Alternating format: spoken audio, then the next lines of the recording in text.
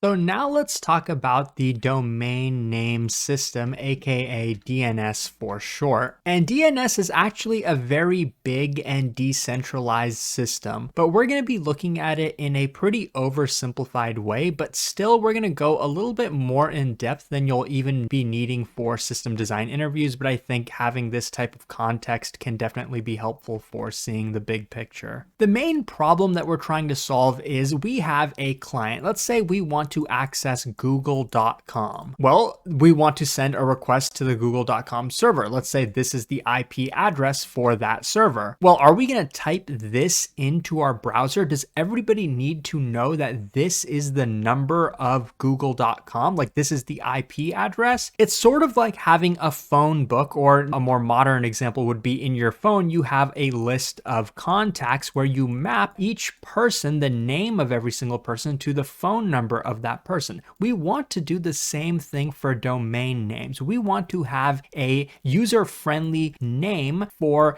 a server. We want this to be pointing at this IP address, the same way we want somebody's name to be pointing to their phone number. So the very short explanation for this is that we have a domain name system where you want to go to google.com. Well, first find the IP address of google.com. Well, the DNS, the domain name system, will return that to our client, and then we have the IP address, so we know exactly where to send our request, and then we get a response from the server. At a high level, this is what's going on. This is what the vast majority of people know, because as software developers, you rarely need to go beyond this. And the same is pretty much true for system design interviews, but we'll be going a little bit more in depth. First, let's look at a quick demo. Let's say we go to google.com and press enter. Well, we're already at google.com, so it didn't do anything. But the point is that we get to this site. So what's going on is our computer is able to translate this domain to the IP address. And just to quickly illustrate this, I'm going to use a shell command called nslookup, and I'm going to pass in google.com, and the response that we're going to get is actually the IP address of google.com. So I'm going to take this here and copy and paste it. Now in our browser, I copy and pasted the IP address, and I'm going to press enter, and let's see what happens. Well, we got back to google.com. That's because the IP address belongs to Google. So whether we type in google.com or actually the IP address, we arrive at the website. So at the high level, that's really all there is to it. We have some type of decentralized system that is able to take a domain name and translate it into an IP address. And there are a lot of things that actually go on with this interaction with the domain name system. Of course, your internet service provider is a crucial component to it. None of this will function without, having the internet, and your internet service provider will interact with other servers. And there's another organization involved called ICANN. It stands for Internet Corporation for Assigned Names and Numbers. This is basically the owner of all domains in the entire world. When you type in a name like google.com, how do we decide that only one person owns google.com? Why can't I just steal that domain? Well, it goes through ICANN. It's a nonprofit organization, but ICANN doesn't actually sell the domain. Since it's nonprofit, there are accredited resellers of the domains, and these are called domain registrars. So basically, if you were to go online and buy a domain, you'd have to go through a registrar. One would be, Google Domains or Namecheap or GoDaddy, any of these. There are a lot of them, and they resell the domains on behalf of ICANN. Well, not really on behalf, but they're the only ones who are able to resell them. And so this is kind of how it works at a high level. So obviously your request would actually go through your internet service provider, and your internet service provider is what would interact with all these DNS components. So it would go through servers on ICANN, and these servers would somehow know that, okay, like the google.com domain, maybe it belongs to a particular registrar. The neatcode.io domain, for example, it goes through the Google Domains registrar. So you can imagine that there would be kind of this chain of requests, and eventually ICANN would lead us to going to a Google Domains server, and that server is what holds the DNS record. So the DNS record basically stores information about resolving a DNS request. And there are many types of DNS records, but one is called an A record. A stands for address record. So this basically, I have one configured that says that neatcode.io points at a certain certain IP address, and any request to neetcode.io should be forwarded to this IP address, and that IP address, let's say, belongs to my server, and then that would eventually be the IP address for this server, for example, and then the request would go back to the client. But you can see that this is already getting pretty complicated, and this is just a very high level overview, but I'm just trying to give you an idea of how all of this can work. There is an organization which owns all the domains technically, but there are resellers for those domains, and those resellers host servers which have the DNS records. So eventually a user request should land to one of these servers, which will actually do the translating for us. And then once that translation is complete, the client has that IP address. Now, usually the IP addresses aren't going to change for the servers very often. Usually they're static IP addresses, though static IPs are not required. There is something called dynamic DNS, which means that static IPs basically are not necessary, but that's kind of out of the scope of this course. But if IP addresses don't change super often, the client can actually cache these IP addresses. So if I type neetcode.io, I'll eventually get the IP address and it'll be cached on my computer. It'll be cached somewhere on the disk, I believe. If we want to talk to the neetcode.io servers, we don't have to go through this DNS query every single time. We don't have to know the IP address. We already have the IP address saved on our computer. This is kind of an example of caching. And so this kind of rounds out for us what the purpose of a server is. Typically, we do go through this DNS process to send requests to a server, but essentially summarizing the last few lessons, a server is essentially a computer with a public IP address, and typically that IP address has some kind of domain name associated with it. And this server's firewalls are configured to allow external traffic. Like for our own public router, suppose we had some router with a public IP address, we wouldn't necessarily want a public traffic to be reaching us. We wouldn't want external users to be able to send requests to our computer, so our firewall would block those. But for public servers, the firewalls are configured to allow requests to reach the server. And so what the server does is it receives requests and it fulfills those requests and sends the appropriate response, at least at a high level. And we'll start expanding upon what exactly a server can do. Now, I want to wrap up by looking at the components of a domain or a URL. We start with the protocol over here. Typically in a browser, you use mainly HTTP or HTTPS. We're going to go more in depth later on in the course, but you could use other protocols here. You could even access a file on your local file system on your computer in your browser, and you'll see that on Windows, for example, this will point to like your C drive. Now, this is the part of the domain itself. This isn't technically part of the domain. This last portion that we're all familiar with, com, is called the top level domain, or TLD for short. You've probably seen other, obviously neetcode.io ends with a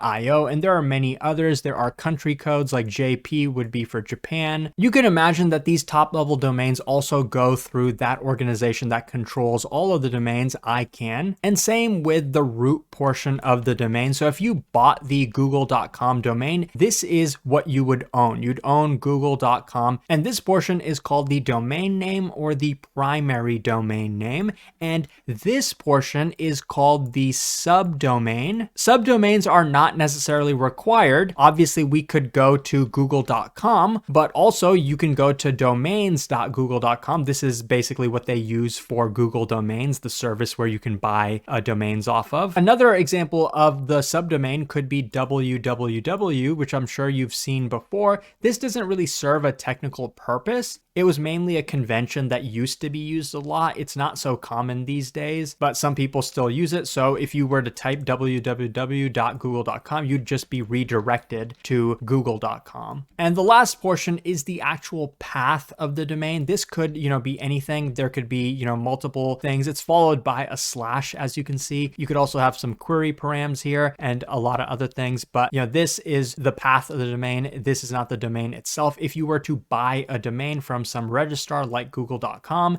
you would own the entire domain. You could also add as many subdomains as you wanted. You'd control this portion entirely. And if you owned this domain, you would basically put inside of a DNS record, you would, in an address record, most likely, you would want to say, okay, google.com, it points to some IP address which belongs to your own server. And so that's how this kind of phone book system, aka the domain name system, works. It's a very complicated service. We barely glossed over it, but luckily you don't really need to know the details for system design interviews. What we talked about here is more than enough.